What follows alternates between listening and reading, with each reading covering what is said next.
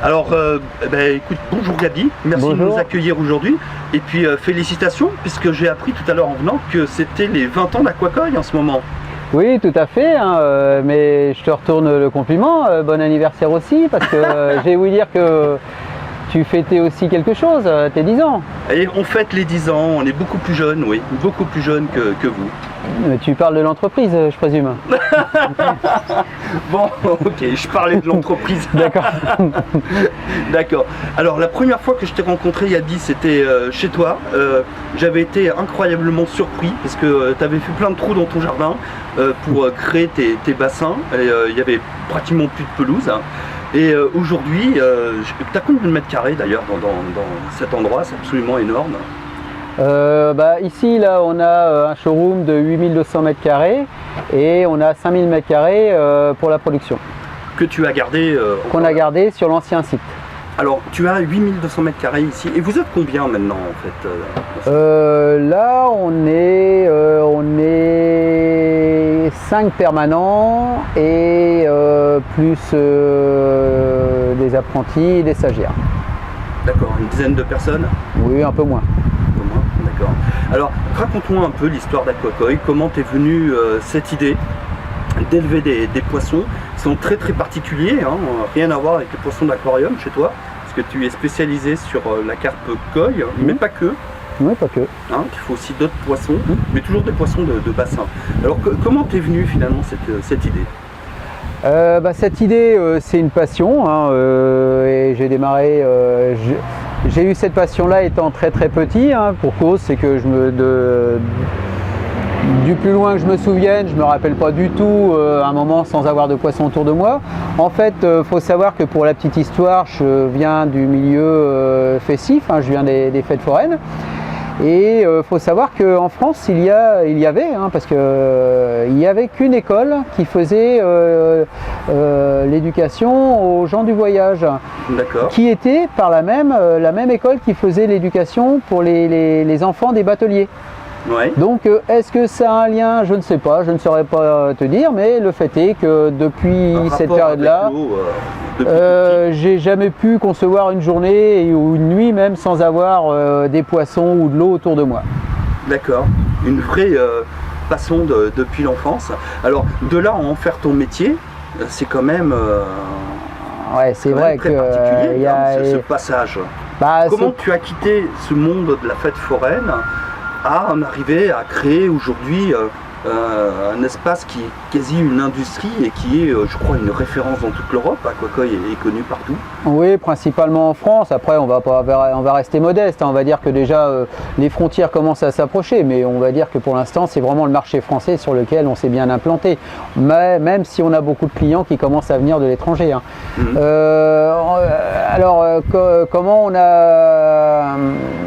Comment on est arrivé sur ce système-là? Je ne sais pas. Comment t'expliquer? Il y a un moment, je commençais à plus avoir. Je faisais le tour de pas mal de magasins. Il y a beaucoup de choses que j'aimais bien, mais que je trouvais plus les réponses. Et je me disais que pourquoi pas en faire mon métier un jour ou l'autre, hein. Et puis, ayant en même temps cultivé l'art de la fête foraine et ayant développé ma passion, il y a eu un moment où j'avais plus le choix. J'ai été obligé pour des causes évidemment physiques, parce que je ne pouvais pas me diviser aeternam, hein, ça a tenu pendant quelques années, mais il y a un moment ou un autre, je commençais à avoir trop de travail des deux côtés. Et j'avoue que j'ai favorisé ma grande passion au détriment de mes origines, mais mes origines sont toujours là. D'accord. Voilà. Donc, oui, on sent qu'il y a une vraie passion derrière Aquacoy. Donc, la tienne est évidente. Et ce qui est très surprenant quand on vient ici, qu'on y reste quelques heures, les gens ils viennent, ils se promènent dans ce que tu appelles le showroom, le parc en fait. Hein. Et c'est une passion qui en même temps est très partagée avec tous les gens qui travaillent avec toi. Ils sont tous très amoureux de la pisciculture, ils en parlent avec passion, ils appellent les carpes par leur petit nom, etc. C'est absolument incroyable. C'est vrai que, en fait, une passion, c'est dévorant, hein, comme tout le monde le sait. On aime ou on n'aime pas, voilà. Donc, et puis bon, c'est vrai que c'est tellement plaisant, c'est tellement agréable de travailler dans ce domaine-là, comme je dis, je me lève le matin en espérant retrouver ce que je fais, je le fais avec amour. Le soir, je me couche en me disant demain, il faut que je fasse ça, il faut que je fasse ça, mais je ne suis pas épuisé. Entreprise 7 jours sur 7, quoi. Oui, voilà, il n'y a pas de, voilà, il n'y a pas de repos, la tête travaille tout le temps et en même temps, je veux dire, c'est pas plus désagréable que d'être dans un bureau à penser à telle ou telle chose. Je crée ce que j'aime, je fais ce que j'aime et c'est un luxe de faire ce qu'on aime dans la vie. Ce que tu fais, c'est bien sûr Aquacoy est surtout connu pour la partie koi, je crois, l'élevage de poissons. Et tu as combien de poissons à peu près d'ailleurs? Bon, là, en vente en magasin, on doit être entre 120 000, 100 à 120 000 koi à la vente là, et en production, on en a actuellement à peu près 700 000 quoi. D'accord. Donc ça te fait un peu plus de 800 000 koi à élever tous les jours, à nourrir, à voir grandir, voilà, à soigner, puisque la première fois que je t'ai vu, c'était même avant de te rencontrer physiquement, j'avais été sur YouTube et je te voyais opérer une carpe koi, un vrai chirurgien. Oui, tout à fait. Alors, faut savoir, j'avais une petite anecdote là-dessus. J'ai un client un jour qui vient, il n'y a pas très longtemps, et qui me dit oui, vous vous rendez compte, il y en a un sur Internet, il opère les poissons. Ah, je dis ah bon, bah tiens, et moi je savais que j'avais déjà fait, mais je ne savais pas que ça avait été relégué au rang d'Internet. Pour moi, ça avait été pris en photo par une association, et puis ils avaient filmé un peu, mais rien de plus quoi. Et puis le monsieur il me fait voir la vidéo, mais je lui dis mais c'est moi ça. Il me dit non, c'est pas vous, le monsieur il fait 20 kilos de plus que vous. Je dis oui, je faisais 92 kilos à une époque. Et donc comme j'ai perdu 20 kilos, le monsieur il m'a absolument pas reconnu. Mais il était en train de me parler de la vidéo qui avait été tournée il y a au moins 15 ans. Quoi, qui a été tournée de tous les côtés. Oui, et elle est restée, il me disait, elle est restée longtemps numéro 1 des vidéos liées aux soins. Je crois que c'est la première fois que je t'ai rencontré avant de venir te voir chez toi directement dans ton magasin pour faire ce site. Voilà. Alors tu ne fais pas que de la carpe koi, finalement tu as une grosse activité aussi de création et d'aménagement de bassins extérieurs, de paysagistes. Là derrière nous on a une magnifique piscine naturelle qui est un concept très particulier. Explique-nous un peu le fonctionnement. Il n'y a pas de chlore, il n'y a rien, c'est uniquement la nature que tu as créée ou modelée autour qui gère la qualité de l'eau finalement. Oui, tout à fait. Moi je pense que la nature est bien faite. La nature a créé ce monde, elle a tout mis de façon à ce qu'il y ait un certain équilibre, et cet équilibre, c'est à nous d'aller le chercher et de le matérialiser, de le mettre en situation de façon à ce qu'il y ait une certaine pérennité de l'ensemble. Là c'est un concept purement biologique qui fonctionne en inertie totale. Il n'y a pas d'apport de produits chimiques, de rien du tout. Il y a juste à on va dire enlever 2-3 branches parce que vous avez les végétaux qui s'y mettent, vous avez les grenouilles qui viennent s'inviter à la baignade. De temps en temps on les entend, effectivement, mais après voilà, ça marche en inertie totale, il n'y a pas de pollution, c'est très doux, c'est très agréable. M'assurer que je peux me baigner sans avoir de boutons. Aucunement, tu peux te baigner comme tu veux, on va dire, même si tu supportes les basses températures, en plein hiver, tu peux même te baigner. Si tu souhaites faire un bain de minuit en plein mois de décembre, tu pourrais tout à fait le faire. Comme de l'eau de rivière finalement.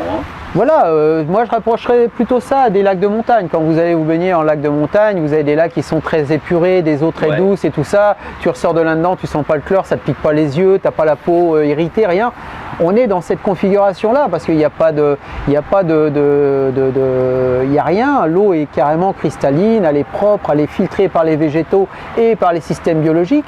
Et voilà, tout est caché, tout est sous terre, On s'éloigne un peu des poissons, mais là on est vraiment dans la deuxième activité, qui est l'activité de paysagiste que tu as. D'ailleurs tout à l'heure on va inaugurer une cascade. Et ce que tu me disais, que la cascade, moi j'avais l'impression que c'était des vrais rochers, et en fait non, c'est une sculpture d'un artiste avec lequel tu travailles. Absolument. Donc, tu travailles avec un tas de gens qui recréent de manière artificielle un milieu qui semble incroyablement naturel. Oui, tout à fait. J'aime bien ce côté un peu, c'est peut-être mon côté un petit peu des métiers de la festif où on travaille beaucoup en famille, où j'aime bien rapporter des gens, avoir un esprit de confiance et faire confiance à leur talent, parce que beaucoup de gens ont un talent fou. Et quand je vois cet artiste qui m'a créé cette cascade avec la collaboration de nos gars, où on a vraiment apporter un visuel qui est carrément d'exception à un endroit où il n'y avait strictement rien. Et oui, effectivement, c'était tout plat. La première fois que je suis venu, c'était tout à fait. D'ailleurs, tout le terrain était en chantier. Oui, c'était un chantier, c'était un bois. On est dans pleine zone industrielle. Voilà, en pleine zone industrielle, et en plein milieu, vous avez un parc aquatique où les gens peuvent s'y ressourcer, et ce qui fait le bonheur de beaucoup de gens. Parce que ouais, c'est très reposant. Il y a une petite musique zen qui tourne là dans tout à fait.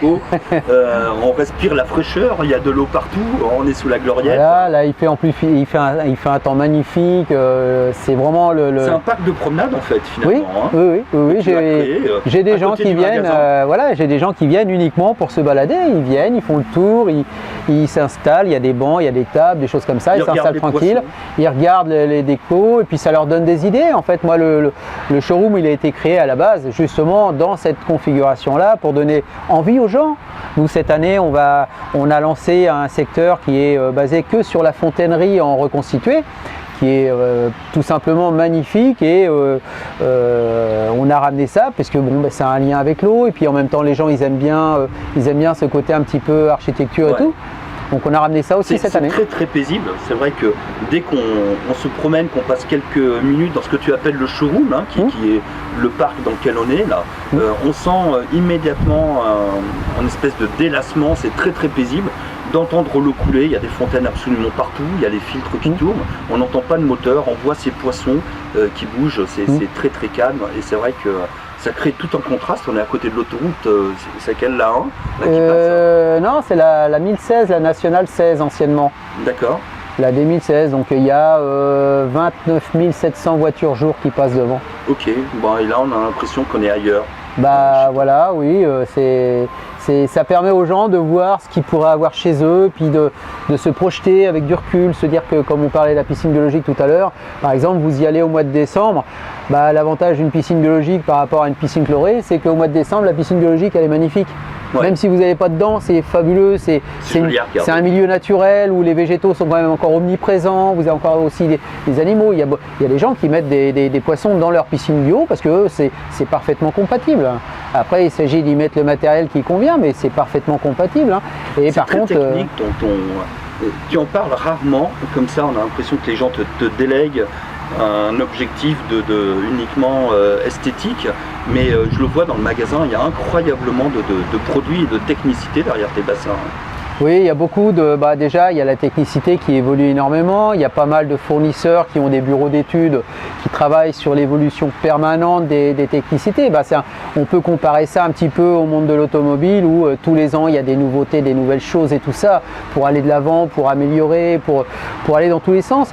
Et nous on passe, on va dire, moi je parcours un petit peu partout à travers le monde pour voir les dernières nouveautés, voir si vraiment c'est quelque chose qui est viable. Avant de mettre en vente, par exemple, on va le mettre en étude chez nous pour être sûr que le produit corresponde à la charte de qualité qu'on s'est imposée nous. On s'est imposé une certaine charte de qualité au niveau du respect de la clientèle, au niveau de, on va dire, ne pas forcément dépenser plus que ce qu'il y a besoin. Voilà. Donc on est dans cette configuration toujours d'aller vers le sens du client. Alors, nous on se connaît parce qu'on a créé ensemble le site internet qui est actuel, le site internet aquacoil.fr, mais auparavant, tu avais c'est une zone industrielle, donc de temps en temps, et voilà, il y a des choses des tracteurs qui passent, des professeurs. Oui. Alors, tu avais créé un premier site, je crois que c'était ton fils qui avait créé. Alors, comment t'étais venue cette idée de créer un site internet pour ton activité qui est finalement une activité qui n'est pas facile à vendre par internet, déjà parce que les poissons, certains poissons peuvent coûter très très cher chez toi, plusieurs milliers d'euros, il y a des poissons de collection. Oui, tout à fait. J'ai appris qu'il y avait un poisson qui était deuxième au championnat du monde. Et puis c'est surtout que le matériel de bassin quand même est relativement onéreux. Donc comment t'étais venu cette idée de créer un site internet, puis après de le transformer en site internet marchand, ce qui est le cas aujourd'hui? Bah, en fait, l'idée vient pas de moi directement. Moi, je faisais pas partie des bons élèves, hein. J'étais plutôt au fond de la classe et j'étais déjà dans ma passion, donc j'étais pas tellement à apprendre. Cela dit, je me suis rattrapé sur ce domaine de l'aquaculture et de la création parce que pour moi, j'ai trouvé une vraie passion. Tout seul parce que c'était oui, ta passion. voilà, sur le tas, hein. J'ai appris sur le tas, comme on dit. Et puis bon, je veux dire, il n'y a rien de mieux que l'expérience pour apprendre, hein. Mais c'est plus au bout de quelques années, quand mon fils j'ai 3 enfants merveilleux, et dont un qui lui s'est spécialisé dans l'informatique et tout ça. Et étant très très jeune, me dit, écoute, ce serait bien que tu fasses un site internet qui représente ce que tu fais, parce que c'est bien, et puis c'est bien de le faire connaître, et en même temps tu trouveras des clients plus loin et tout. Et j'ai dit, écoute, oui, bingo, j'écoute, vas-y, si tu as une idée. Donc du haut de son jeune âge, il m'a créé un petit site internet qui au départ était une vitrine. Et puis après, l'idée était venue qu'il fasse une boutique de vente. Et puis quand on a vu que vraiment il y avait des retours et puis il y avait quelque chose d'intéressant à faire derrière, lui le premier m'a recommandé, m'a dit, écoute, ce serait pas mal que tu t'adresses à quelqu'un qui lui c'est son métier, tu verras, ça va être encore plus loin, ça va aller plus loin. Et voilà, et ça nous a amené où là on est maintenant actuellement sur ce marché-là. Le site internet, il était très technique et très très bien fait, hein, le site qu'avait fait Willy, ton fils. Mais au fur et à mesure que la notoriété augmente, finalement, ça prend de plus en plus de temps aussi, hein, de l'administrer, de le faire vivre, de le faire connaître, etc. Comment aujourd'hui tu fais connaître Aquakoi d'ailleurs? Tu as une grosse partie qui est locale Alors oui, on a une partie locale, mais bon, on a déjà beaucoup de retours internet, ça c'est sûr, hein, c'est indéniable, hein, parce que internet, ça reste un moteur de recherche énorme et inépuisable. Et après, on a beaucoup de bouche-oreille parce que depuis une vingtaine d'années maintenant, on bénéficie d'une notoriété qui commence à être bien implantée. Et donc le bouche-oreille, un client qui est content, il nous ramène 3 clients et ainsi de suite. Ça m'est arrivé de faire 3 bassins les uns à côté des autres chez 3 voisins. Parce que j'ai fait le premier, après 15 jours après, le voisin d'à côté il voulait un autre bassin, et l'autre d'après il a voulu un bassin aussi, quand il a vu ce qu'on a fait. Ça fait que ça m'est arrivé une fois de faire 3 bassins en 1 mois et demi, l'un à côté de l'autre. Donc voilà, il y a la notoriété, il y a puis après quand on travaille correctement, je veux dire, ça se ressent. Les gens ils parlent de vous en bien et où qu'on aille, de toute façon, la réputation est faite. Après c'est à nous de la maintenir. Aujourd'hui le nombre de contacts, de prospects ou de ventes que peuvent amener uniquement le site internet? Le quantifier, oui, on pourrait. Non, parce qu'en fait, la vente en ligne pour nous, effectivement pour nous c'est intéressant, c'est ce qu'on recherche, il ne faut pas se voiler la face, mais ce qu'on recherche c'est le retour, parce que Internet nous ramène énormément de personnes. Il faut savoir que quand tu vends du matériel qui vaut 1000, 2000, 3000, 4000 euros, les gens ne l'achètent pas forcément sur Internet, ils veulent savoir pourquoi ils payent ce prix-là et quelle est la différence avec ce qu'ils vont trouver autre part. Et donc c'est là où rentre en compte la connaissance des techniciens qui travaillent chez nous, hein, qui ont eu des formations liées à notre façon de travailler et qui connaissent parfaitement bien toutes les configurations possibles, qui fait que chaque bassin a son modèle de filtre. Voilà, et ça, ils sont là pour ça, et c'est pour ça que quand les gens viennent et puis que ils sont prêts à lâcher plusieurs milliers d'euros, ils savent pourquoi quand ils s'en vont. Ils sont pas avec un gros paquet en se disant tiens, j'ai acheté ça à temps, mais par contre je ne sais pas comment ça va marcher. Voilà, ils savent. Et puis après, au pire, au mieux ils partent avec, au pire, ils font appel à un technicien de chez nous qui peut très bien faire l'installation, faire la création chez lui. Voilà, on fait des installations partout en France. Clé en main, c'est ça. Oui, clé en main. D'accord, donc les poissons en fait, ils sont nés ici, certains, ou vous les achetez à l'extérieur et vous les faites grossir? Donc il y a des poissons qui sont achetés au Japon. Donc les poissons qu'on achète viennent uniquement du Japon. Ouais. On va sélectionner tous les ans et qu'on fait importer. Ceux-là sont destinés uniquement à la revente ou nous servent de géniteurs pour notre production. D'accord. Après, tout ce qui est coilles européennes sont nés dans nos bacs de stock qui sont en extérieur ou dans le parc de production qui est fermé au public. mais où là on a que des bacs sous serre en béton et qui sont destinés à accueillir les poissons sur les 8 premiers mois seulement. Alors les grosses carpes de collection, je crois, et qui servent de reproduction, ce Ouais. sont celles que l'on va voir ici Absolument. dans ce bassin. Alors là, on a des tailles absolument incroyables. On a des poissons qui font, je regarde ceux qui approchent là. Bah, dans ce bac là on est compris entre 60 et 92 cm. D'accord. Et donc c'est ça qui va donner les futurs bébés de la production aquacoy. C'est ça, voilà. Donc pour nous c'est de la coille. Nos alevins Ah, elle sont... vient manger à la main. Hein. Oui. Nos alevins sont dit coilles Europe parce qu'elles sont nées chez nous, mais c'est vraiment travailler avec des coilles qui viennent uniquement du Japon avec certificat. D'accord. Donc sur certains alevins, on a des résultats en termes de coloris qui sont coilles japonaises, quoi. C'est-à-dire que en fait tu sélectionnes là les poissons selon les couleurs, c'est ça? C'est ça, tout à fait. Selon les couleurs, selon la qualité aussi du poisson, et puis selon la taille aussi, c'est important. C'est-à-dire que plus la coille sera grosse, et plus on aura des alevins de grosse taille. D'accord. Donc c'est un critère aussi à prendre en compte. Alors Johan, tu revendiques la paternité de combien d'alevins alors depuis que tu travailles ici? Oh, concrètement, c'est plusieurs dizaines de milliers, hein. C'est compliqué à calculer. Hein. Quand même, hein. Je suis un vrai géniteur. T'es un vrai géniteur de poissons, quoi. C'est ça. Ah ouais, on dirait pas comme ça, mais très bien. Et il y a même encore des alevins qui sont actuellement ici, là. Qui sont dans un bac derrière, là. Et qui sont issus des croisements qui sont faits ici. De ces coilles-là. Ah, de ces coilles-là qui sont absolument magnifiques, avec des couleurs éclatantes. Ouais. C'est absolument incroyable, les rouges, les jaunes qu'il peut y avoir. Là, je crois qu'elles sont déjà bien... Oh non, ça a toujours faim? Ça a toujours faim. D'accord.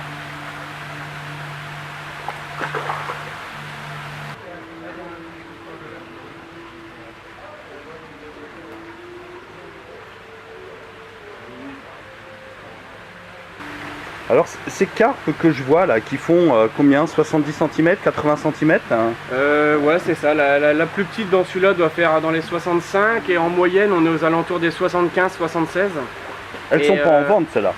Si, elles sont en vente disponibles quand même. À la vente, bien sûr. Ça c'est, j'imagine, pour des collectionneurs déjà très avertis. C'est ça, avertis, surtout avec des bassins qui peuvent recevoir de tels poissons, quoi. Ouais. Là pour les 3 plus grosses, on est à 86 cm, 88 et 92. Donc c'est des bassins qui doivent faire quelle taille à peu près? Dans l'idéal, ce serait un minimum de 20 mètres cubes. Ah quand même. Donc c'est-à-dire un peu plus gros que ça déjà. Là on est à 15 000 litres ce bac-là. Donc ce serait un peu plus gros pour que le poisson ait quand même un espace suffisant.